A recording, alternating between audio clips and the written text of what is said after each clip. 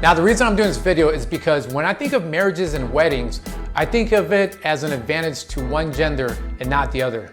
Again, this is not a bash, but when we think about HCTV, we think about wedding planning, who's more involved? Naturally, the woman would be.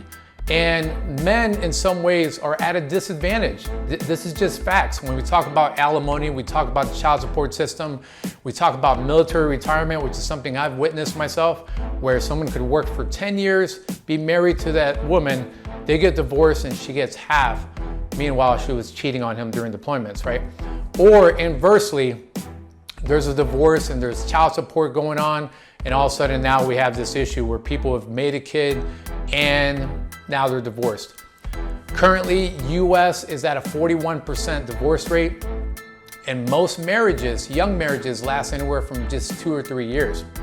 In some ways, marriage is almost like driving your car with no brakes.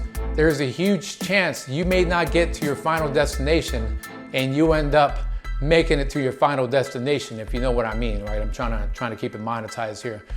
So these are 3 ideas that I'm pitching on how to fix marriage. This is to benefit both sides. This is not just all for the men or all for the woman. So listen up, let me know what you think. All right, the first idea I'm going to pitch to fix marriages is a fat tax. Yeah, you heard that right, a fat tax. This is not body shaming because I'm holding both sides accountable.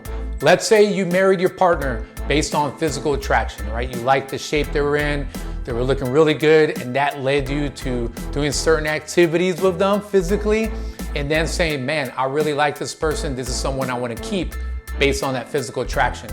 All of a sudden, you do some sort of prenup that says you will not deviate from a certain amount of weight or even body mass index.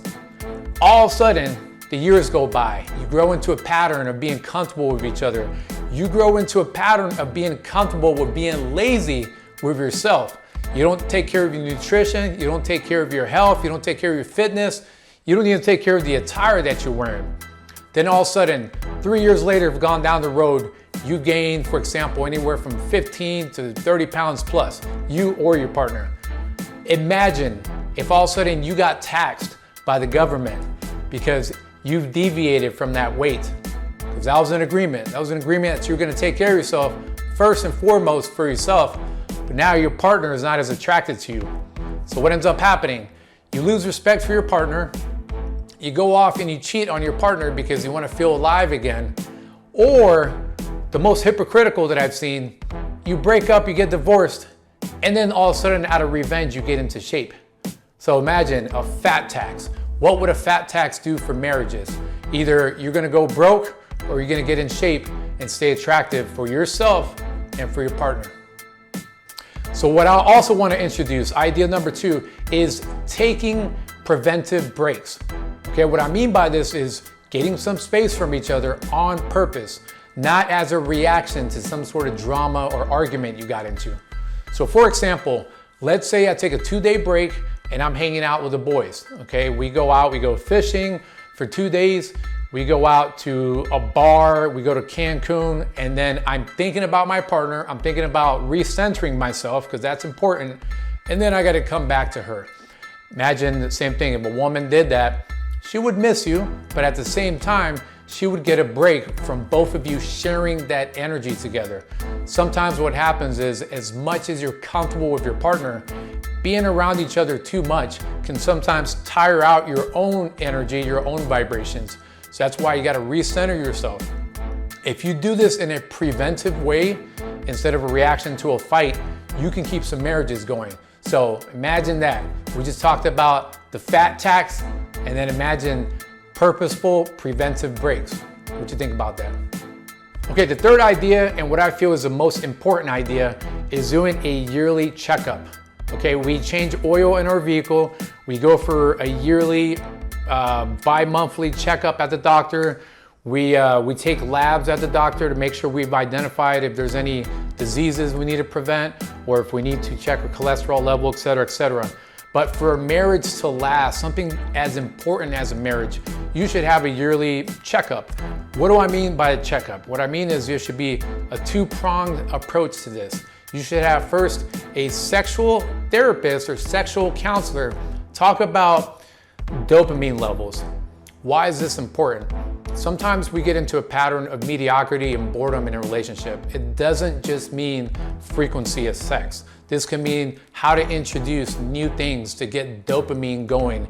Dopamine is a neurotransmitter that is it's synonymous with addictions. It's synonymous with the reward neurotransmitter. When you eat your favorite food, you feel dopamine. When you watch something exciting or you listen to good music, that gets your dopamine going. And yes, when you're having sex, that gets your dopamine going. So imagine going to a sexual therapist that can advise you on things to do to keep that dopamine going. The second is having a communication specialist or a general counselor that can talk about how you can communicate to each other, both verbal and non-verbally. What's happening is that, as I've been talking about in this video, we fall into a state of mediocrity, and after a while, that becomes the norm. It becomes normalized behavior to just not try anymore.